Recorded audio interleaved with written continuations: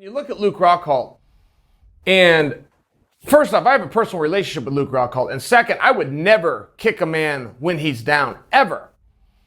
It's hard to look at that match and not come away scratching your head and wanting to go, Luke, you got to keep your hands up, and you got to keep your chin down. Look, Luke is so good. Let me start with this. Luke is so good. I believe that Luke is amongst the best middleweights of all time, and possibly the very best. He's not going to win that argument, because you have guys like Anderson Silva who had a really incredible longevity. I will just tell you, for as short as Luke's window was, when he was the guy, I'm not sure there had ever been another guy in that weight class that could deal with him. In that period, I'm not sure anybody's ever had better skills. This is how good he is. But everybody puts himself at a deficit if their chin is up and their hands are down. Everybody, you just do. Rule 1.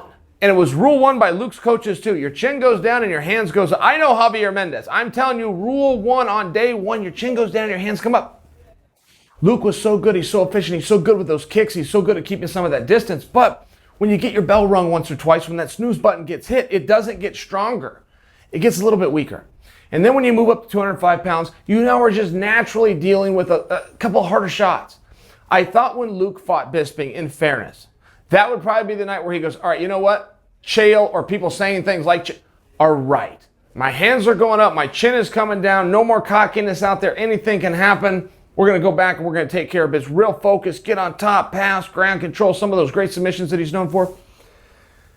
That wasn't the case. It just wasn't the case. And I can give him a little bit of a pass in the Yoel Romero fight, right? I mean, Yoel's just good at that. He lulls guys in. Boom, boom, boom. He really explodes. Kind of an athleticism that you can never prepare for. You can prepare for the punches and the strikes and the kicks and the takedowns and the submission. You can't prepare for athleticism. It's one of those things.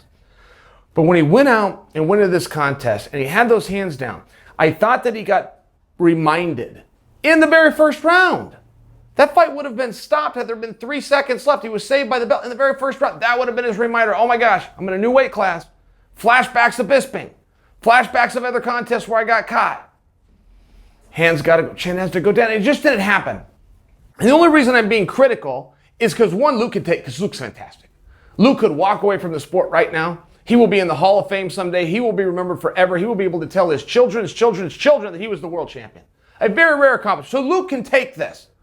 But the other side of this, if he's going to continue down this path, if he's going to continue with the sport, don't forget, there's nothing that your opponent can do to you to make you put your hands down. That's a choice by you. There's nothing your opponent can do to you to make you put your chin up. That's a choice by you. Don't have self-inflicted wounds in this sport. You have enough to worry about with a trained killer on the opposite side of that cage looking to do bad things to you. Don't help him.